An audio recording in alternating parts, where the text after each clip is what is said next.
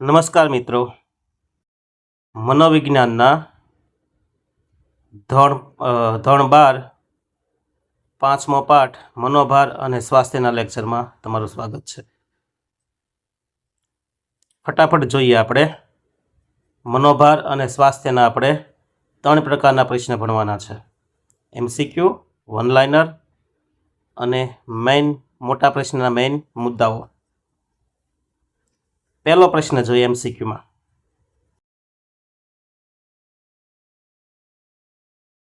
કોણે વિચાર અને લાગણી સંદર્ભે પોતાના વિચારો રજૂ કર્યા? જવાબ છે રિચાર્ડ લેજારસે.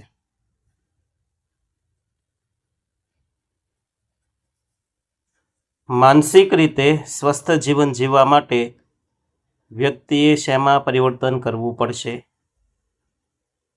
એનો જવાબ જીવનશૈલીમાં. ત્રીજું, કોના મત મુજબ માનસિક સ્વાસ્થ્ય એટલે તંદુરસ્ત વ્યક્તિત્વ વિકાસ અને માનસિક રોગના હુમલાથી બચવા માટેનો વ્યવસ્થિત વૈજ્ઞાનિક પ્રયત્ન? આવું કહેનાર છે જેસી કોલમેન. તંદુરસ્ત વ્યક્તિત્વ વિકાસ અને માનસિક રોગોના હુમલાથી બચવા માટેનો વ્યવસ્થિત વૈજ્ઞાનિક પ્રયત્ન. આ વ્યાખ્યા કોણે આપી? તો જેસી કોલમેન.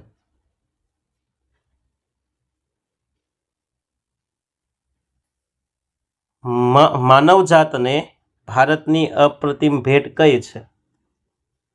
ભારતે વિશ્વને કઈ ભેટ આપી છે? જવાબ એ, ધ્યાન અને યોગ.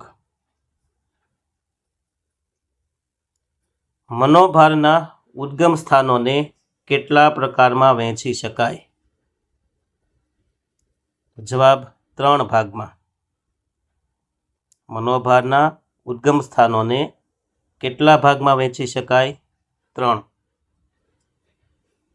કયા 3? એ મોટા મુદ્દાસર પ્રશ્નમાં આવશે. કયા પ્રકારના મનોભારની સ્થિતિમાં વ્યક્તિનું પ્રત્યક્ષીકરણ મર્યાદિત બને છે?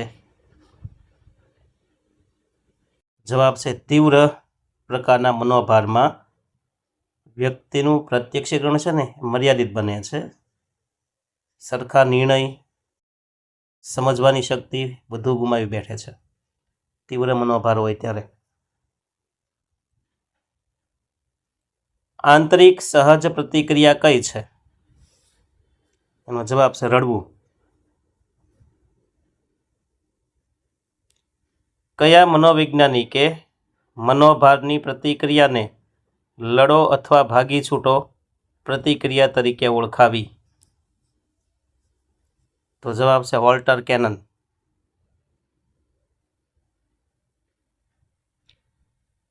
નવમું, શારીરિક પ્રતિક્રિયાનું મોડેલ કોણે રજૂ કર્યું? તો ડી જવાબ કેનને.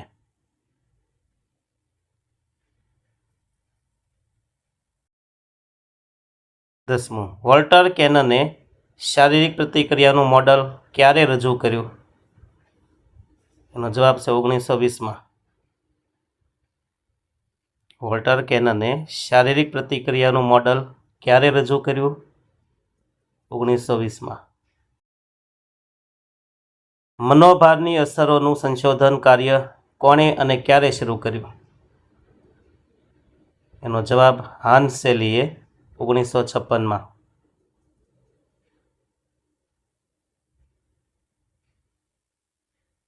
તબીબી સંભાળને કયા પ્રકારનું સંસાધન કહી શકાય? જવાબ એનો ભૌતિક સંસાધન. તબીબી સંભાળ છે એને કયા પ્રકારનું સંસાધન કહી શકાય? તો ભૌતિક સંસાધન. વ્યક્તિમાં રહેલી આવડતને કયા પ્રકારનું સંસાધન કહી શકાય? તો વ્યક્તિગત સંસાધન.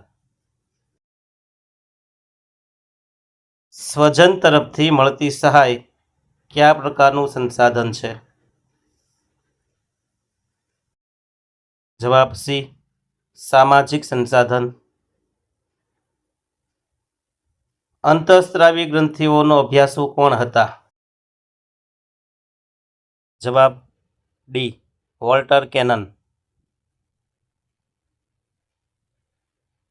સામાન્ય સંજોગોમાં તંદુરસ્ત વ્યક્તિના ધબકારા પ્રત્યેક મિનિટે કેટલા હોય છે? જવાબ 70 થી 75. સામાન્ય સંજોગોમાં તંદુરસ્ત વ્યક્તિના ધબકારા કેટલા હોય? 70 થી 75 હોય છે. 17. માનવીના મનનો ખોરાક કોને ગણવામાં આવે છે? તો માનવીના મનનો ખોરાક છે ને સંગીતને ગણવામાં આવે છે. કોને ગણવામાં આવે? સંગીતને. એટલે આપણે જોઈએ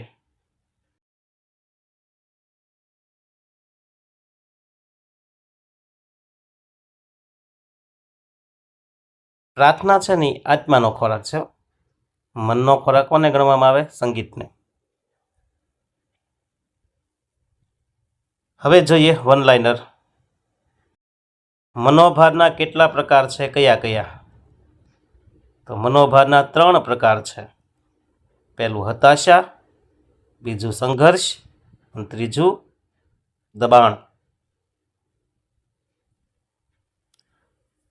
રિચાર્ડ લેજારસે મૂલ્યાંકનને કયા 2 તબક્કાઓમાં વર્ગીકૃત કર્યું? તો એનો જવાબ પ્રાથમિક મૂલ્યાંકન અને દ્વૈતિક મૂલ્યાંકન. રિચાર્ડ લેજારસે મૂલ્યાંકનના કેટલા ભાગ પાડ્યા? 2, પ્રાથમિક અને દ્વૈતિક. મનોભાર સામે આપવામાં આવતી શારીરિક પ્રતિક્રિયાનું ઉદ્ગમ સ્થાન કયું? તો મનોભાર સામે જે આપણે પ્રતિક્રિયા આપીએ ને એનું ઉદ્ગમ સ્થાન છે મગજમાં આવેલું હાઇપોથેલેમસ, જેને મનોભારનું કેન્દ્ર તરીકે ઓળખવામાં આવે છે. તો શારીરિક પ્રતિક્રિયાનું ઉદ્ગમ સ્થાન કયું? તો હાઇપોથેલેમસ. મનોભારનું કેન્દ્ર તરીકે કોને ઓળખવામાં આવે? તો એ હાઇપોથેલેમસ. બહુ પૂછાય એવો પ્રશ્ન આવ્યો. અંગ્રેજી શબ્દ સ્ટ્રેસનો અર્થ શું થાય? તો સ્ટ્રેસનો અર્થ થાય છે ભૌતિક પદાર્થ પર લગાડેલ બાહ્ય બળ.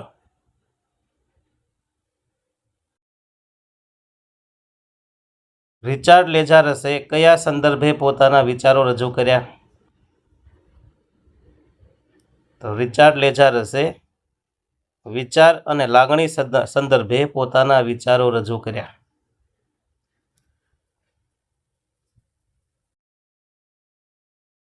મનોભારજન્ય પરિસ્થિતિમાં વ્યક્તિની પ્રતિક્રિયા કઈ હોય છે? તો જવાબ મનોભારજન્ય પરિસ્થિતિમાં વ્યક્તિની પ્રતિક્રિયા લડો અથવા ભાગી છૂટોની હોય છે. મનોભારજન્ય પરિસ્થિતિમાં વ્યક્તિની પ્રતિક્રિયા કઈ હોય? તો કે લડો અથવા ભાગી છૂટો.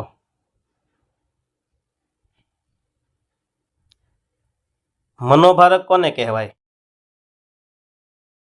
તો મનોભારને ઉત્પન્ન કરનાર વૈવિધ્યપૂર્ણ બાહ્ય અને આંતરિક ઉદ્દીપકના સમૂહને મનોભારક કહેવાય. મનોભારને ઉત્પન્ન કરનાર વૈવિધ્યપૂર્ણ બાહ્ય અને આંતરિક ઉદ્દીપકના સમૂહને મનોભારક કહેવાય. સામાજિક સંસાધનો એટલે શું? તો સામાજિક સંસાધનો એટલે સામાજિક આધાર, કુટુંબ, સ્વજનો, જ્ઞાતિ મંડળો તરફથી જે સહાય મળે ને કે વ્યાવસાયિક સહાય મળે એને સામાજિક સંસાધન કહેવાય. પછીનો સંઘર્ષના કયા 3 પ્રકાર છે? તો સંઘર્ષના 3 પ્રકાર: અભિગમન સંઘર્ષ, વિગમન સંઘર્ષ, વિગમન સંઘર્ષ. એટલે જો પહેલા 2 સરખા અભિગમન વિગમન, પછી ત્રીજામાં ભેગું થઈ જાય અભિગમન સંઘર્ષ. અહીંયા તમને થોડુંક ટૂંકમાં સમજાવી દઉં. સંઘર્ષ કોને કહેવાય ખબર છે? તો 2 થી વધારે વિકલ્પ હોય અને એમાં તમે કન્ફ્યુઝ થાવ ને એને સંઘર્ષ કહેવાય. જ્યારે વિકલ્પવાળી આમ આવે ને સ્થિતિ ત્યારે કેમ આપણે 10મું પૂરું કરીએ પછી 10માં પછી આપણે કેટલા વિકલ્પ મળે આગળ ભણવાના? તો કે science, commerce, arts, diploma, ITI અથવા અન્ય કોર્સ આપણે.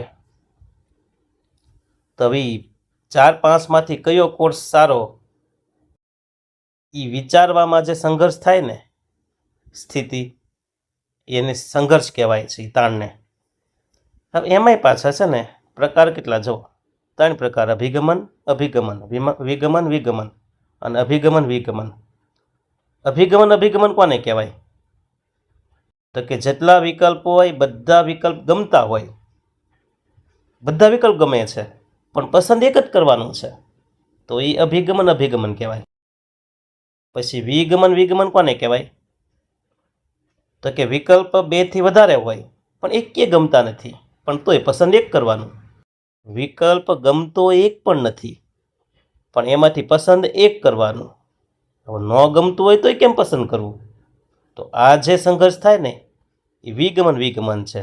જો બધા પસંદ હોય તો અભિગમન, એક પણ પસંદ નથી તો વિગમન. અને ત્રીજો કયો? અભિગમન. તો હવે વિકલ્પ એક કે નથી, એક જ વિકલ્પ છે પણ એ વિકલ્પમાં પાછો અમુક વસ્તુ તમને ગમે છે ને અમુક નથી ગમતું. આવી જ્યારે સ્થિતિ ઊભી થાય એ અભિગમન કહેવાય છે. જેમ કે મોટું હવેલ જેવું મકાન હોય ને એમાં કોઈ પણ સ્ત્રીને રહેવું તો ગમે જ, તે જો ગમે છે એમ, પણ પછી એની સફાઈ કરવી નિયમિત એ ન ગમે.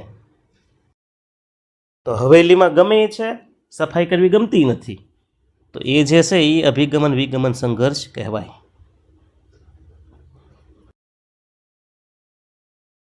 મનોભારની પ્રતિક્રિયાઓ મુખ્યત્વે કેટલા પ્રકારની છે?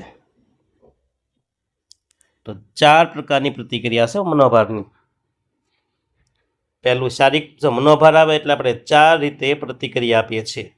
પહેલું શારીરિક પ્રતિક્રિયા, બીજું વાર્તનિક પ્રતિક્રિયા, ત્રીજું બોધાત્મક પ્રતિક્રિયા, ચોથું આવેગાત્મક પ્રતિક્રિયા.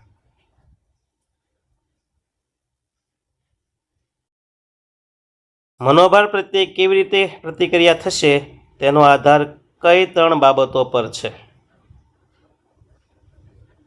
તો 3 બાબત એ છે કે મનોભારકનું સ્વરૂપ, વ્યક્તિના લક્ષણો અને મનોભાર સામનો કરવાના સંસાધન. આ 3 ઉપર આધાર રાખશે મનોભાર સામે આપણે પ્રતિક્રિયા કેવી આપશું. જો મનોભારકનું સ્વરૂપ એટલે તીવ્ર મંદ મનોભાર, એ મનોભારનું સ્વરૂપ કહેવાય. પછી વ્યક્તિની અંદર કેવા લક્ષણ છે? એ ડરપોક છે, બહાદુર છે, બુદ્ધિશાળી છે, એ લક્ષણ ઉપર આધાર રાખશે. શારીરિક શક્તિવાળો છે, બીમાર છે, એના આધારે મનોભારનો સામનો કરી શકાય. અને ત્રીજું, મનોભાર સામનો કરવાના ઉપલબ્ધ સંસાધનો, પૈસા, મિત્રો, સમાજ, આ જો આ સંસાધન છે બધા, શિક્ષણ, આવડત, કૌશલ્યો. બરાબર, આ શું છે? મનોભાર સામેના ઉપલબ્ધ સંસાધનો છે. હિંમત, તાકાત, આ બધા શું છે? સાધનો છે. તો આ 3 નક્કી કરેલ છે કે આપણે કેવી પ્રતિક્રિયા આપશું. માનસિક સ્વાસ્થ્ય એટલે શું? વિધાયક મનોવિજ્ઞાનની દ્રષ્ટિએ માનસિક સ્વાસ્થ્ય એટલે વ્યક્તિની જીવનનો આનંદ પ્રાપ્ત કરવાની શક્તિ અને જીવનની પ્રવૃત્તિઓ તથા મનોવૈજ્ઞાનિક સ્થિતિસ્થાપકતા પ્રાપ્ત કરવાના પ્રયાસો વચ્ચે સમતુલા સ્થાપિત કરવી, એને માનસિક સ્વાસ્થ્ય કહેવાય. પછી જોઈએ ઉપલબ્ધ સંસાધન કોને કહેવાય? ઉપલબ્ધ સંસાધનો એટલે વ્યક્તિ પાસે મનોભારનો સામનો કરવા માટેના સાધનો અથવા આધારો.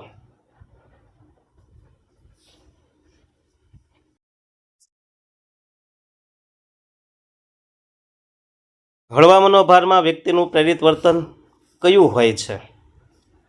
હળવા મનોભારમાં વ્યક્તિનું જે પ્રેરિત વર્તન હોય ને એ ધ્યેય પ્રાપ્તિવાળું હોય છે, એનાથી કાર્યમાં સુધારો થાય છે. જો હળવો મનોભાર હોય તોની વાત છો, તો ધ્યેય પ્રેરિત વર્તન હોય અને કાર્યમાં સુધારો થાય છે. અને હળવા મનોભારમાં વ્યક્તિ 3-4 ક્રિયા વધારે કરે: ખાવું, જાતીય વર્તન કરવું અને આક્રમક બનવું.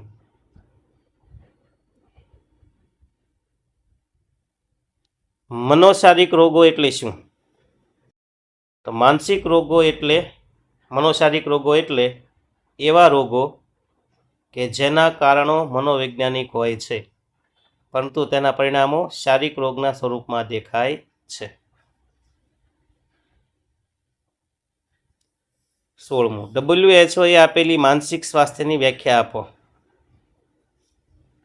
તો માનસિક સ્વાસ્થ્ય એટલે વ્યક્તિની શારીરિક, માનસિક, સામાજિક, આધ્યાત્મિક દ્રષ્ટિએ સંપૂર્ણ સારાપણાની અવસ્થા. માનસિક સ્વાસ્થ્ય એટલે શું?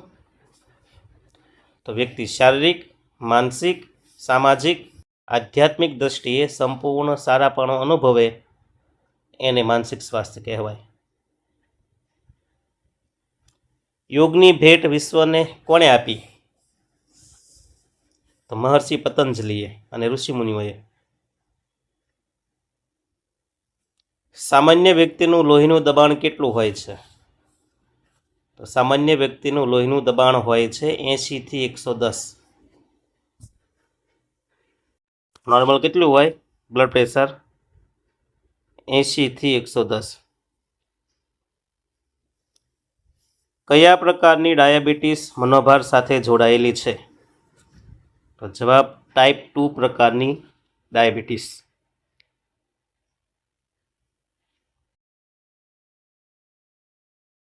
હવે જોઈએ આપણે મનોભારનું સ્વરૂપ સમજાવો. તો એમાં કેટલા મુદ્દા છે ગણો? 1 2 3 4 5 6 7 મુદ્દાઓ છે. પહેલો મુદ્દો છે મનોભારના 3 પ્રકાર છે સ્વરૂપની અંદર. બીજું, મનોભારનું પ્રમાણ ઘણી બધી બાબત પર આધાર રાખે. ત્રીજું, મનોભારની ભાતો વિશિષ્ટ છે. ચોથું, મનોભારના કારણો અજ્ઞાત હોઈ શકે. પાંચમું, મનોભારનો સામનો કરવો કિંમત માગી લે છે. છઠ્ઠું, મનોભાર કાર્યક્ષમતાને ઘટાડનાર બાબત છે. અને છેલ્લું, મનોભારના પરિણામો વિધાયક પણ હોઈ શકે. તો મનોભાર સ્વરૂપ કેટલા છે? 7 છે. કેટલા છે? 7. પહેલું 3 પ્રકાર છે: હતાશા, સંઘર્ષ અને દબાણ. બીજું, ઘણી બધી બાબત પર આધાર રાખે છે. ત્રીજું, ભાતો વિશિષ્ટ હોય છે. ચોથું, અજ્ઞાત, એના કારણો અજ્ઞાત હોય મનોભારના. ચોથું, મનોભારનો સામનો કરવો કિંમત માગી લે છે. પાંચમું, કાર્યક્ષમતાને ઘટાડે છે. અને છેલ્લું, તેના પરિણામો વિધાયક પણ હોય છે.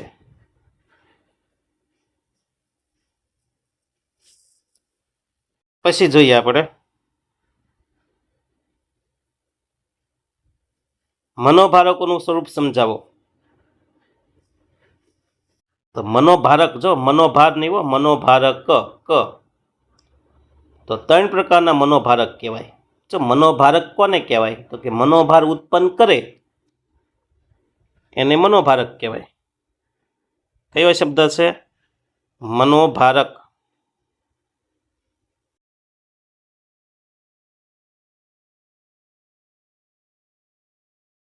મનોભારક કોને કહેવાય? તો કે જે મનોભાર ઉત્પન્ન કરે એમને મનોભારક કહેવાય. હવે મનોભારકના સ્વરૂપ જોઈએ તેમાં 3 પ્રકારના મનોભારક હોય: પર્યાવરણીય મનોભારકો, મનોવૈજ્ઞાનિક મનોભારકો અને સામાજિક મનોભારકો. પર્યાવરણમાં કયા આવશે? ઘોંઘાટ, પ્રદૂષણ વગેરે.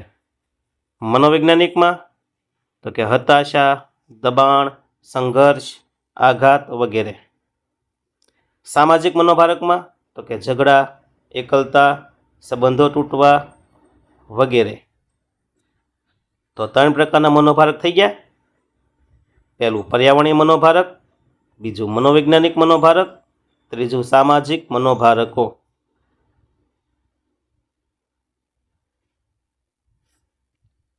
પછી જોઈએ મનોભારનો સામનો કરવાના ઉપલબ્ધ સંસાધનો વિશે માહિતી આપો. તો 3 સંસાધન છે.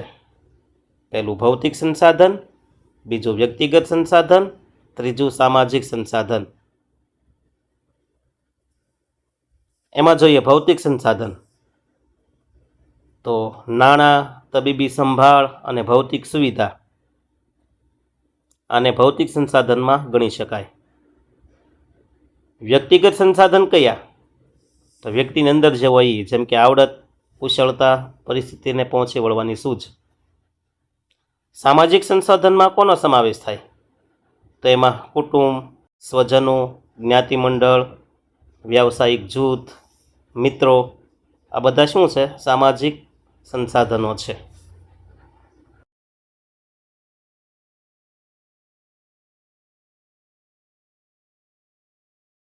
પછી જોઈએ આપણે રિચાર્ડ લેજારસે આપેલા મૂલ્યાંકનના તબક્કા. તો રિચાર્ડ લેજારસે 2 તબક્કા આપ્યા છે, પ્રાથમિક મૂલ્યાંકન અને દ્વૈતિક મૂલ્યાંકન. પ્રાથમિક કોને કહેવાય? તો કે જેમાં શું બની રહ્યું છે, જે બની રહ્યું છે તે પોતાના માટે સારું છે કે ખરાબ, પ્રસ્તુત છે કે અપ્રસ્તુત, મનોભારજન્ય છે કે નહીં. જો મનોભારજન્ય લાગે તો મૂળભૂત અસર કેવી અને કેટલી હશે, પ્રતિક્રિયા અપેક્ષિત છે કે કેમ, વગેરે બધા પ્રશ્નોના આધારે વ્યક્તિ પરિસ્થિતિનું મૂલ્યાંકન કરે છે. તો એ મૂલ્યાંકનને પ્રાથમિક મૂલ્યાંકન કહેવાય. તો દ્વૈતિક મૂલ્યાંકન કોને કહેવાય? તો કે જેમાં વ્યક્તિ મનોભારને પહોંચી વળવા માટે ઉપલબ્ધ વ્યક્તિગત અને સામાજિક સંસાધનોનું વિશેષ મૂલ્યાંકન કરે.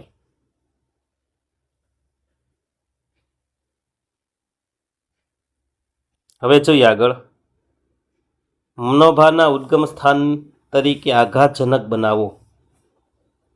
તો મનોભારના ઉદ્ગમ સ્થાન તરીકે, આમ તો મનોભારના ઉદ્ગમ સ્થાનો 3 છે.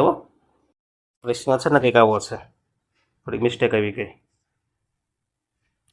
મનોભારના ઉદ્ગમ સ્થાનો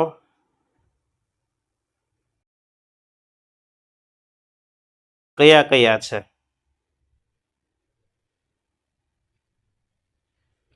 મનોભારના ઉદ્ગમ સ્થાનો કયા કયા છે? તો એમાં આવશે 3: આઘાતજન્ય બનાવ, જીવનની તાજેતરની ઘટના અને રોજિંદી મુશ્કેલી. ફરીવાર, મનોભારના ઉદ્ગમ સ્થાનો કયા કયા છે? તો કે 3: આઘાતજનક બનાવો, જીવનની તાજેતરની ઘટનાઓ અને રોજિંદી મુશ્કેલીઓ.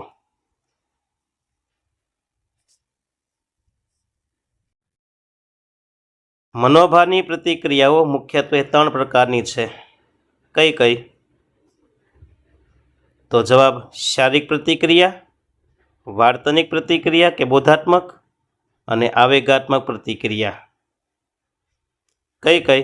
શારીરિક પ્રતિક્રિયા, વાર્તનિક અને બોધાત્મક પ્રતિક્રિયા અને આવેગાત્મક પ્રતિક્રિયા.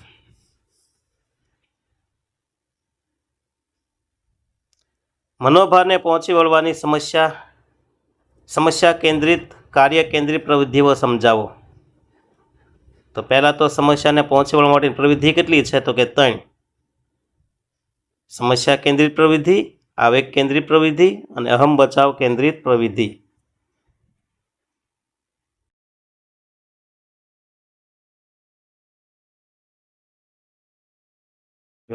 સમસ્યાને પહોંચી વળવા માટેની પ્રવિધિઓ કઈ કઈ છે? તો 3 આવશે: સમસ્યા કેન્દ્રિત પ્રવિધિ, આવેગ કેન્દ્રિત પ્રવિધિ અને અહમ બચાવ કેન્દ્રિત પ્રવિધિ.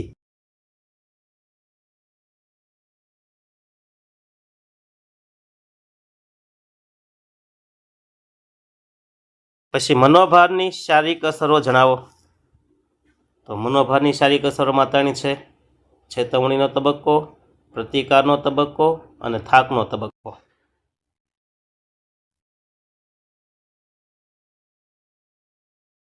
મનોશારીરિક રોગો વિશે માહિતી આપો. તો મનોશારીરિક રોગો જો આ પ્રમાણે છે: હૃદય સંબંધી રોગો, જેમાં બ્લડ પ્રેશર આવી જાય, પછી દમ, મધુપ્રમેહ એટલે ડાયાબિટીસ, જઠરમાં ચાંદુ અને મગજનો હુમલો. એટલા રોગો છે ને મનોશારીરિક રોગો છે. તો મનોશારીરિક રોગ કહેવાય કોને? તો રોગ હોય શારીરિક પણ મનોભારને કારણે થતો હોય. એ રોગ કોના કારણે થાય? મનોભારને કારણે. તો મનોશારીરિક રોગ કહેવાય.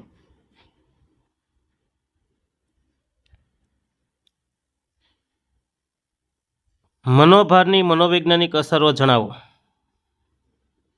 તો મનોભારની મનોવૈજ્ઞાનિક અસરો છે ને એ 4 પ્રકારની છે. ઉપર જોઈ શારીરિક અસરો હતી, પણ આ મનોવૈજ્ઞાનિક અસરો છે. તો મનોવૈજ્ઞાનિક અસરોમાં ખિન્નતા,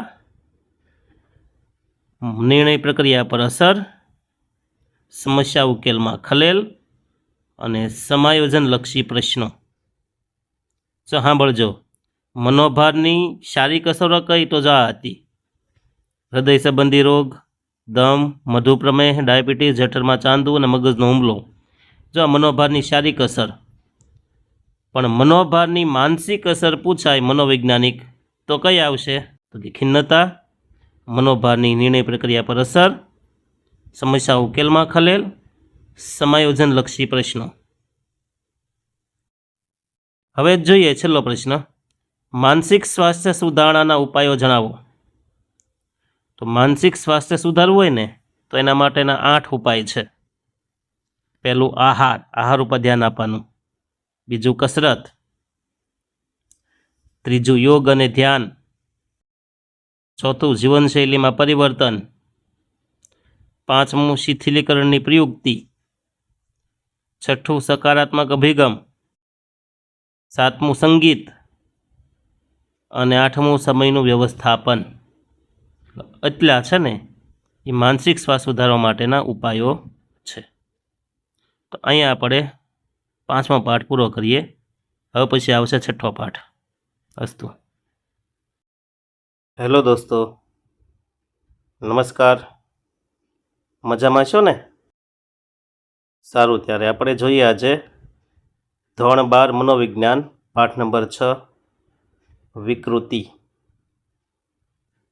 એ વિકૃતિ ભણતા પહેલાં થોડીક આપણી મનોદશા મનોજ ખંડેરિયાના એક કાવ્યથી આપણે શરૂ કરીએ. એમનું કાવ્ય કંઈક આવું છે: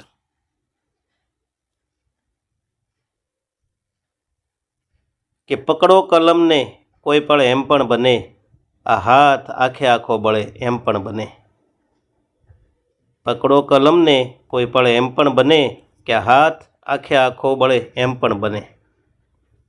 જ્યાં પહોંચવાની ઝંખના વર્ષોથી હોય અને ત્યાં મન પહોંચતા જ પાછું વળે એમ પણ બને. જો આપણી સાથે આવું જ થાય ને કે માન આપણે કલમ પકડીએ ને કે આ હાથમાં કંઈક ખાલી ચડવા મળે ને બળતરા થવા મળે ને થાકી જઈએ, મતલબ કે આપણી ભાષામાં કહીએ તો જ્યાં પહોંચવાની ઝંખના વર્ષોથી હોય કે ક્યારે પરીક્ષા આવશે, ક્યારે પરીક્ષા આવશે, ક્યારે પરીક્ષા આવશે. અને જ્યાં પરીક્ષા સેન્ટરમાં પહોંચી જઈએ ત્યાંથી જ આપણું મન પાછું વળે છે.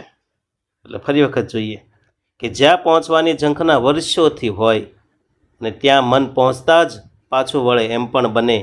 એવું થોડું છે છેતરે રસ્તો કે ભોમિયા, એક પગ બીજા પગને છળે એમ પણ બને. જે શોધવામાં જિંદગી આખી પસાર થાય.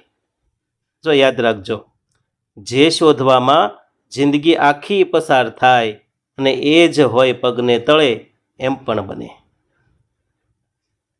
આપણે નોકરી, વ્યવસાય, પૈસો, સંપત્તિ, સુખ આ બધું મેળવવા માટે બહુ મથામણ કરીએ છીએ. ખરેખર આપણી અંદર જ હોય છે.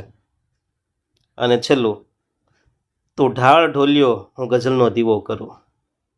તું ઢાળ ઢોલ્યો હું ગઝલનો દીવો કરું, અંધારું ઘરને ઘેરી વળે એમ પણ બને.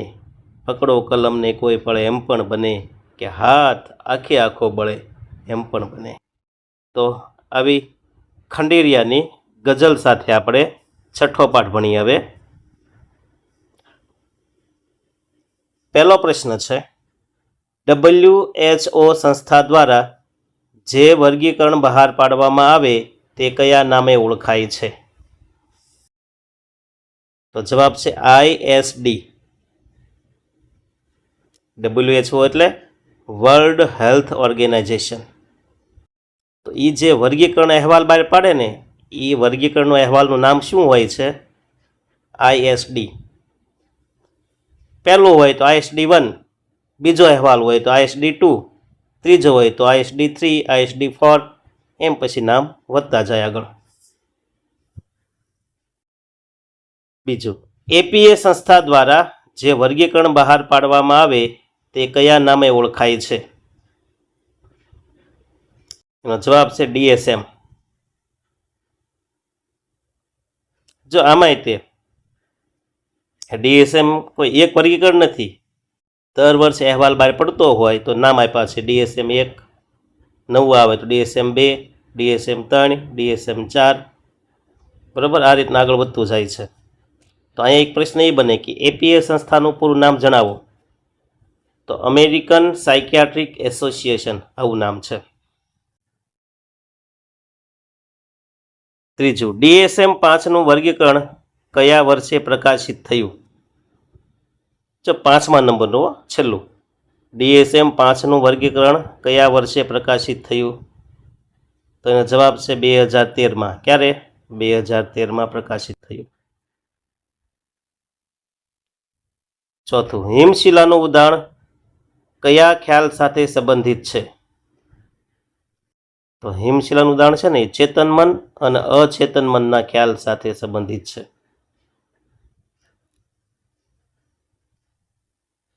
પાંચમું, અજ્ઞાત કે અભાનપણે અહમને ટકાવી રાખવાની પ્રયુક્તિ શું કહે છે? અજ્ઞાત કે અભાનપણે અહમને જે ટકાવી રાખવાની પ્રયુક્તિ છે ને એને બચાવ પ્રયુક્તિ કહેવાય. શું કહેવાય? બચાવ પ્રયુક્તિ. છઠ્ઠું, નીચેનામાંથી કઈ મનોવિકૃતિ વારસાગત જોવા મળે છે? એનો જવાબ છિન્ન મનોવિકૃતિ. કયું ઉપતંત્ર સુખના સિદ્ધાંતને અનુસરે છે? તો નિમ્ન અહમ એટલે કે ઈડ. જો 3 છે, ઈડ, ઈગો અને સુપર ઈગો. એમાં પહેલું છે ને ઈડ, એ સુખના સિદ્ધાંતને અનુસરે છે. મનોવિશ્લેષણાત્મક પ્રતિમાન કયા મનોવૈજ્ઞાનિકની વિચારધારા પર છે? તો મનનું વિશ્લેષણ આવે એટલે આવશે ડોક્ટર સિગમન્ડ ફ્રોઈડ. કયા મનોવૈજ્ઞાનિકે વાર્તનિક પ્રતિમાન દર્શાવ્યું? તો વર્તનવાદ આવે, વાર્તનિક એટલે એક નામ યાદ રાખવાનું, JB વોટસન, જ્હોન બી વોટસન. જો મનનું વિશ્લેષણ આવે તો સિગમન્ડ ફ્રોઈડ, પણ વર્તનવાદ આવે એટલે JB વોટસન. નિમ્ન આર્થિક સ્તરની વ્યક્તિમાં કઈ માનસિક વિકૃતિનું પ્રમાણ વધુ જોવા મળે છે? તો જવાબ હિસ્ટેરિયા. મસ્તિષ્ક વિકાર સાથે સંબંધિત મનોવિકૃતિ કઈ? તો જવાબ અલ્ઝાઇમર. જે મોટી ઉંમરે યાદશક્તિ જવા મળે ને, અલ્ઝાઇમરમાં શું હોય છે? યાદશક્તિ ઘટવા મળે, સ્મૃતિહાસ થઈ જાય. કઈ ચિંતાને મુક્ત રીતે તરતી ચિંતા કહેવાય? તેનું નામ છે સામાન્યકૃત વિકૃત ચિંતા. મુક્ત રીતે તર્યા કરતી ચિંતા બીજા કયા નામે ઓળખાય? તો એની પ્રશ્ન આવ્યો, સામાન્યકૃત વિકૃત ચિંતા.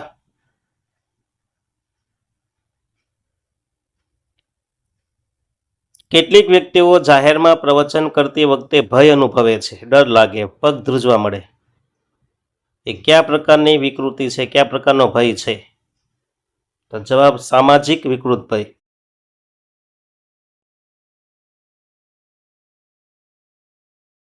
રેલવે, ટ્રેન, એરોપ્લેન વગેરેના ભયનો સમાવેશ કયા પ્રકારના ભયમાં થાય છે?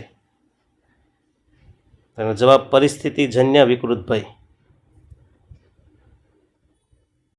16મું, વાવાઝોડા, પાણી, ઊંચી જગ્યાના ભયનો સમાવેશ કયા પ્રકારના ભયમાં થાય છે?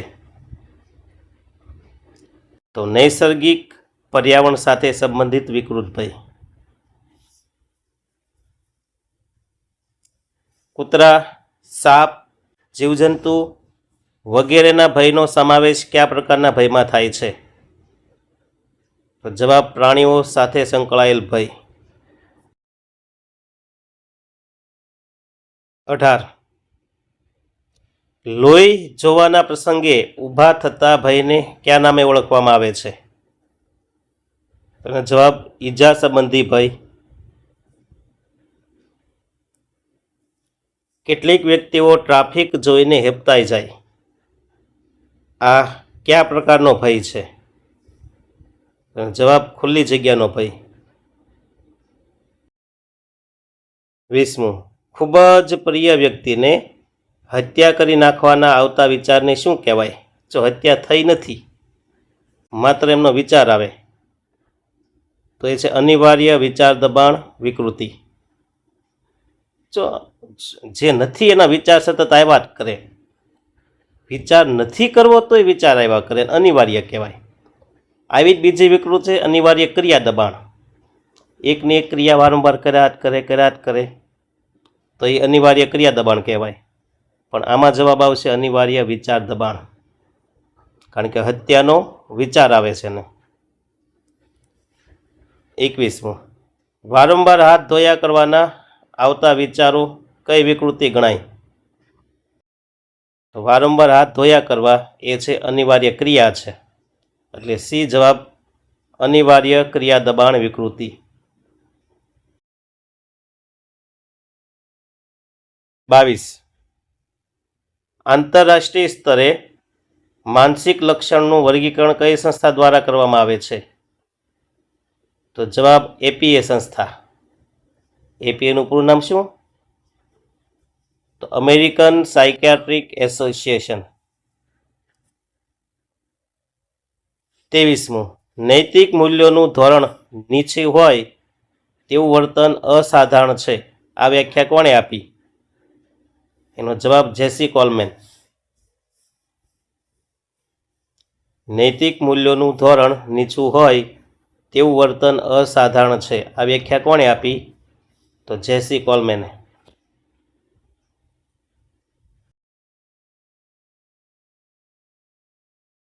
હવે જોઈએ આપણે વન લાઇનર પ્રશ્ન પાઠના.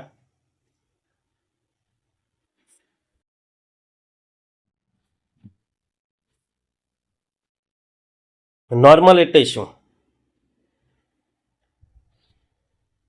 તો નોર્મલ એટલે સર્વસ્વીકૃત ધોરણોનો આદર્શ સ્થિતિ. અહીંયા નોર્મલ એટલે સારા એમ, જે વિકૃતિ નથી એવા લોકો નોર્મલ કહેવાય. તો સર્વસ્વીકૃત ધોરણો આદર્શ સ્થિતિ એને નોર્મલ કહેવાય. સામાજિક ભયને અન્ય કયા નામથી ઓળખવામાં આવે છે? તો સામાજિક ભયને સામાજિક ચિંતાની વિકૃતિ એટલે કે સોશિયલ એન્ઝાઇટી ડિસઓર્ડર તરીકે ઓળખવામાં આવે છે. 3. સામાન્યીકૃત વિકૃત ચિંતાને બીજા કયા નામે ઓળખવામાં આવે છે? તો સામાન્યીકૃત વિકૃત ચિંતાનું બીજું નામ છે મુક્ત રીતે તર્યા કરતી ચિંતા.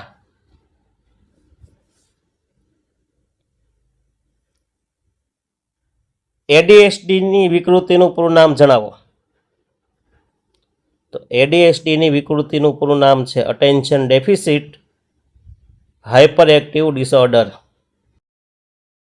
એટલે ધ્યાન ન્યૂનતા અને અતિ પ્રવૃત્તિશીલતા. અટેન્શન એટલે ધ્યાન, ડેફિસિટ એટલે ઓછું, હાઇપર એટલે વધારે, એક્ટિવ એટલે પ્રવૃત્તિ. તો ઓછું ધ્યાન અને વધુ પ્રયુક્તિ અથવા પ્રવૃત્તિ એને કહેવાય છે એડીએચડી. ઓટિઝમને નૈદાનિક પરિભાષામાં શું કહેવાય? ઓટિઝમને નૈદાનિક પરિભાષામાં એએસડી કહેવાય, ઓટિઝમ સ્પેક્ટ્રમ ડિસઓર્ડર. વર્તનવાદના પ્રણેતા કોણ હતા? તો વર્તનવાદના પ્રણેતા છે જે.બી. વોટસન. હમણાં જ વાત થઈ કે વાર્તનિક શબ્દ આવે એટલે જે.બી. વોટસન.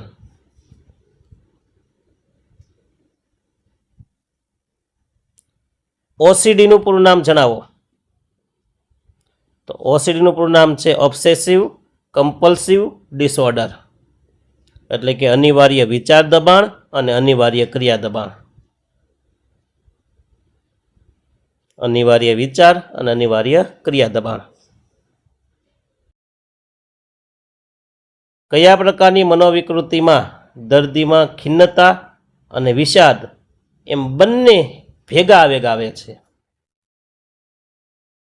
તો એ આવશે દ્વિધ્રુવીય મનોવિકૃતિ. જો દ્વિધ્રુવીય બે છે, દ્વિધ્રુવીય 1, દ્વિધ્રુવીય 1 આવી એક વિકૃતિ અને દ્વિધ્રુવીય 2 આવી વિકૃતિ. એમાં જે 1 છે ને, આ 1 એની અંદર એક જ હોય છે દશા ખિન્નતાની.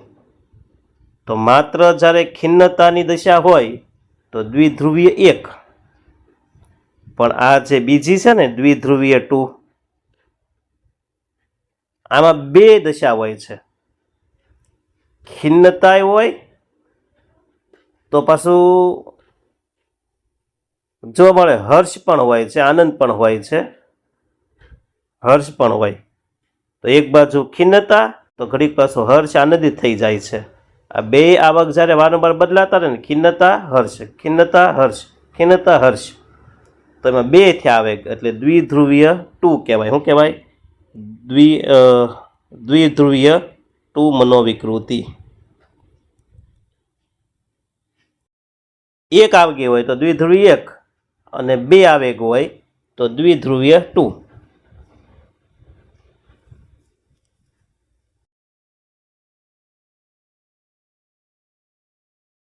શારીરિક બાંધાને આધારે મનોવિકૃતિની સમજૂતી કયા મનોવૈજ્ઞાનિકે આપી? તો એનો જવાબ છે ક્રેશમર અને શેલ્ડન. કોણ આવશે? ક્રેશમર અને શેલ્ડને આપી.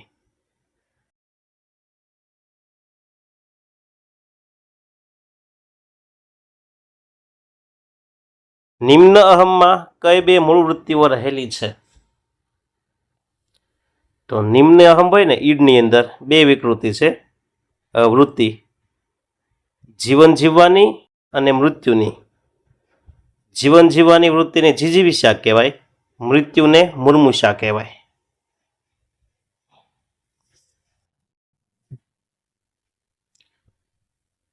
અસાધારણ વર્તન જન્માવા માટે કયા કારણો જવાબદાર છે?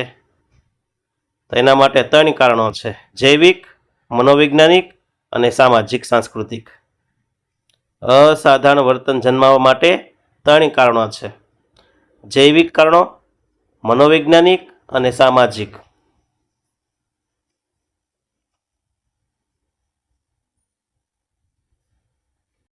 સાધારણ કે અસાધારણ વર્તનનો ખ્યાલ શાથી બદલાતો રહે છે?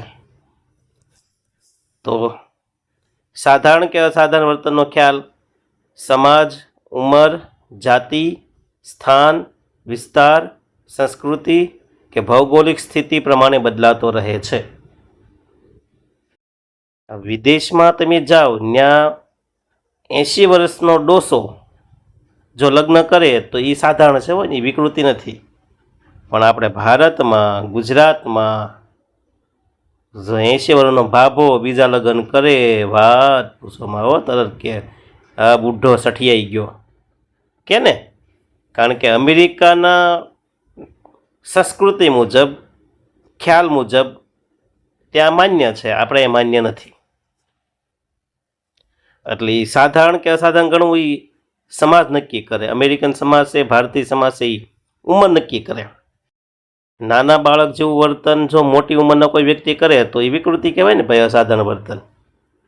પહેલું 3 ભણતું હોય એ બાળકને પેન્સિલ કોઈ લઈ જાય, તરફડિયા મારે, નખરા કરવા મળે તો એ વ્યાજબી છે, સાધારણ છે. પણ એવું ને એવું વર્તન જો 30-40 વર્ષનો યુવાન કરે તો એની પાસે વસ્તુ લઈ લીધા પછી યુવાન જમીન પર પડી જાય, આમથી આમ પગ પછાડવા મળે તો એ અસાધારણ કહેવાય. પછી સ્થાન, વિસ્તાર, સંસ્કૃતિ, ભૌગોલિક સ્થિતિ પ્રમાણે સાધારણ અસાધારણનો આ વિચાર બદલાતો રહે છે.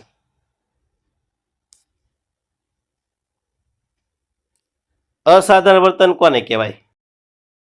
આધુનિક સમયમાં ચિકિત્સાત્મક રીતે અસાધારણ વર્તન નક્કી કરવા માટે ચોક્કસ માપદંડો વિકસાવવામાં આવ્યા છે.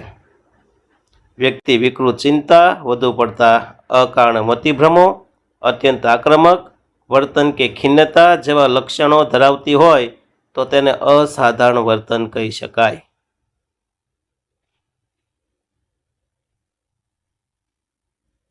શારીરિક અને માનસિક રોગોના વર્ગીકરણ સાથે સંકળાયેલ સંસ્થા કઈ? તો 2 છે, WHO, APA. WHO એટલે વિશ્વ આરોગ્ય સંગઠન, APA એટલે અમેરિકન સાયકાટ્રિક એસોસિએશન. 15મું, ફ્રોઇડ કયા 3 પ્રકારની ચિંતા દર્શાવે છે? તો જવાબ વાસ્તવિક, મનોવિક્ષિપ્ત અને નૈતિક. DSM-5માં વિકૃત ભય સાથે કઈ 3 વિકૃતિઓનો સમાવેશ કર્યો? વિકૃત ભયની સાથે બીજી 3 વિકૃતિ કઈ DSM-5માં છે? તો આવશે વિશિષ્ટ ભય, સામાજિક ભય અને ખુલ્લી જગ્યાનો ભય.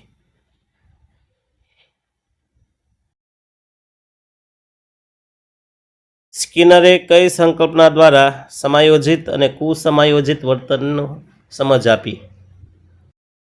તો પ્રબલન અને ઉદ્દીપકના ભેદબોધન દ્વારા સમાયોજિત અને કુસમાયોજિત વર્તનનો ખ્યાલ આપને આપ્યો સ્કિનરે.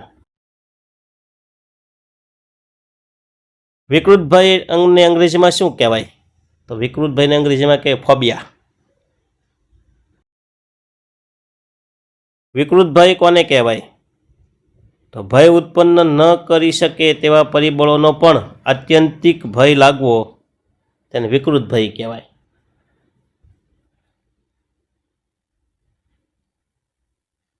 અનિવાર્ય વિચાર દબાણ કોને કહેવાય?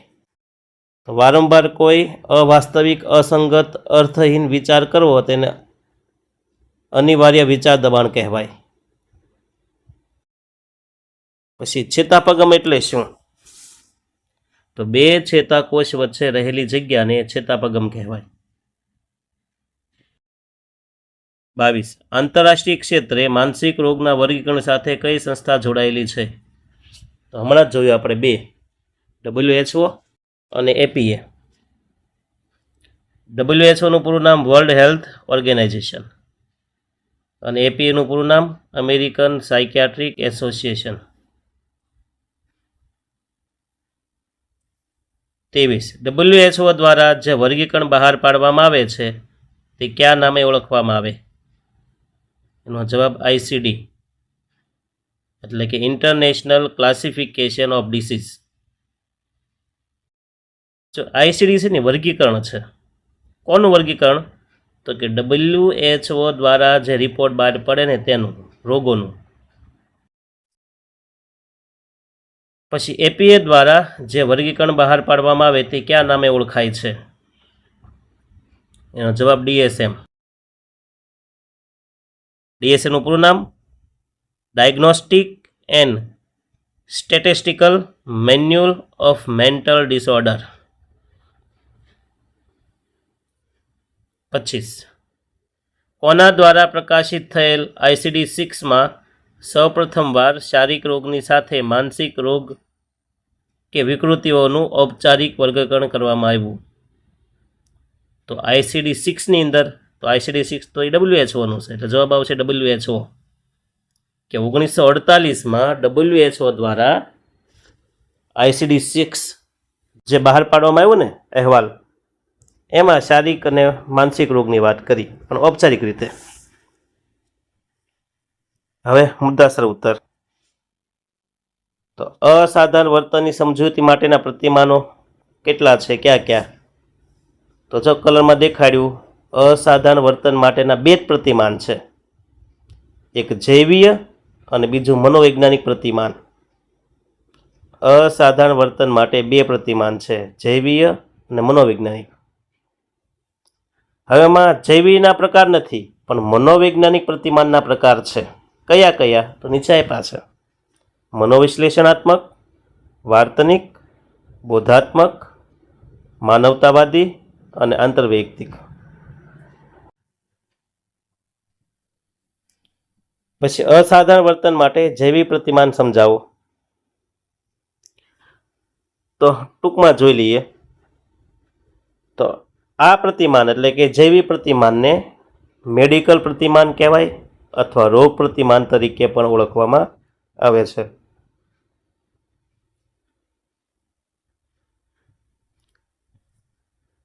પછી જોઈએ મનોવિશ્લેષણાત્મક પ્રતિમાનની અંદર કયા કયા સિદ્ધાંતો આવે છે, અભિગમ અથવા આપણે જેને પ્રયોગ કહીએ તે. તેમાં 4 આવશે: ચેતન મન અને અચેતન મન, નિમ્ન અહમ, અહમ ને ઉપરી અહમ, મનોજાતિ વિકાસની અવસ્થાઓ અને ચિંતા અને બચાવ પ્રયુક્તિ. આટલી વસ્તુ છે ને મનોવિશ્લેષણાત્મક સિદ્ધાંતમાં આવશે. અને અગાઉ વાત થઈ, મનોવિશ્લેષણનું નામ આવે એટલે કોણ આવે? Doctor Sigmund Freud. તો આ ચારે સાથે કોણ જોડાયેલું છે? Sigmund Freud. પછી જોઈએ, ફ્રોઈડે વ્યક્તિત્વના વિકાસ માટે મનોજાતિ વિકાસની 5 અવસ્થા આપી છે. સાયકોસેક્ચ્યુઅલ અવસ્થાઓ કેટલી છે? 5. મનોજાતિ વિકાસની અવસ્થા 5 છે. કઈ કઈ? તો કે મુખાવસ્થા, ગુદાવસ્થા, લિંગાવસ્થા, સુષુપ્તાવસ્થા, જનનેન્દ્રિય અવસ્થા.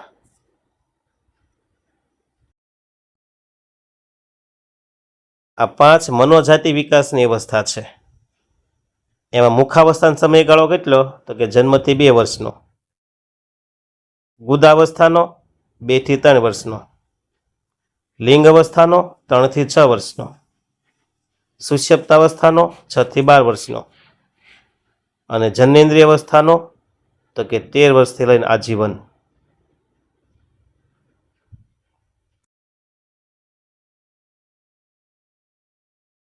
પછી ચિંતા અને બચાવ પ્રયુક્તિ. તો ફ્રોઈડે મુખ્યત્વે 3 પ્રકારની ચિંતા દર્શાવી છે. કઈ કઈ? તો કે વાસ્તવિક કે વસ્તુલક્ષી ચિંતા, બીજું મનોવિક્ષિપ્ત ચિંતા અને ત્રીજું નૈતિક ચિંતા.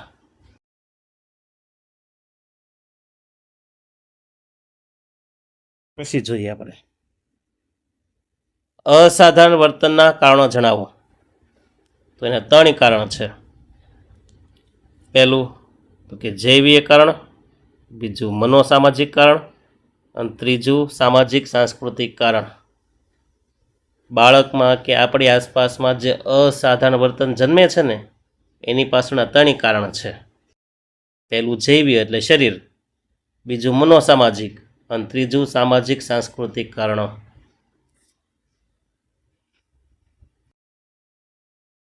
ચિંતા સંબંધી મનોવિકૃતિઓ. તો ચિંતા સંબંધી મનોવિકૃતિઓ છે ને એના મુખ્ય 3 પ્રકાર છે: સામાન્યકૃત વિકૃત ચિંતા, વિકૃત ભય અને અનિવાર્ય વિચાર દબાણ, ક્રિયા દબાણ. આમ જુઓ ને તો વિકૃતિના 3 જ ભાગ પાડ્યા. આ પુસ્તકની બહાર હું વાત કરું. વિકૃતિના 3 ભાગ પાડ્યા. પહેલો જે ભાગ છે એ કયો છે? ચિંતા સંબંધી વિકૃતિઓ. બીજો જે ભાગ છે ને મનોદશાની વિકૃતિ.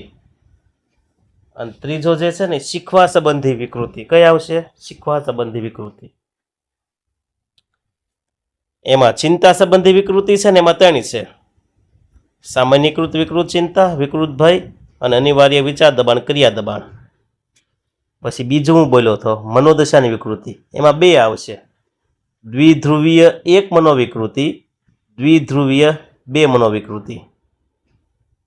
અને ત્રીજો ભાગ છે ને એ કયો છે? શીખવાની ક્રિયા સંબંધી વિકૃતિ. એમાં 3 નામ આવશે: ડિસ્લેક્સિયા, ઓટિઝમ અને એડીએચડી.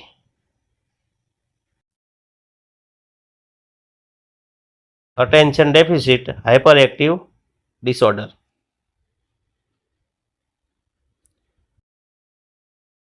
વિકૃત ભય જોઈએ આપણે તો વિકૃત ભયના 3 પ્રકાર: વિશિષ્ટ ભય, સામાજિક ભય, ખુલ્લી જગ્યાનો ભય.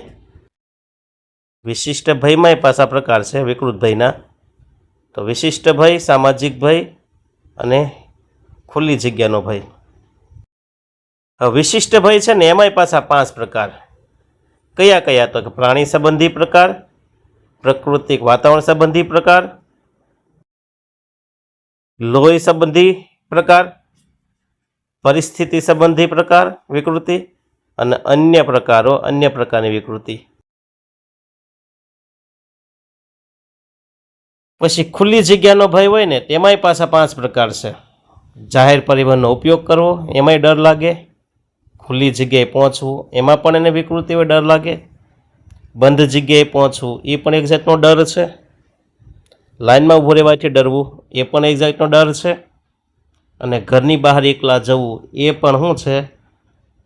ખુલ્લી જગ્યાનો ભય જ છે.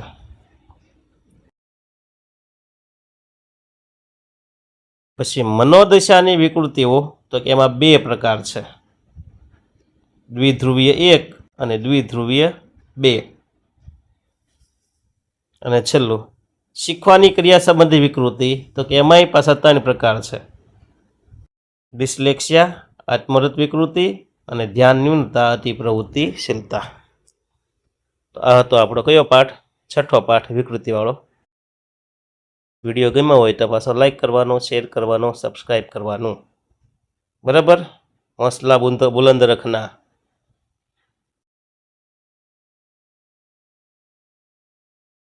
કદમ અસ્થિર હો એને રસ્તો નથી જડતો, અને અડગ મનના મુસાફિરને હિમાલય પણ નથી નડતો. સપના એ નથી જે તમે ઊંઘમાં જોવો છો, સપના એ છે જે તમને ક્યારેય ઊંઘવા દેતા નથી. તો એવા ગજબના સપના સાથે ફરી આપણે મળીશું પાછા ફરી કોઈક નવા લેક્ચરમાં. ત્યાં સુધી અસ્તુ. જય હિન્દ, જય ભારત.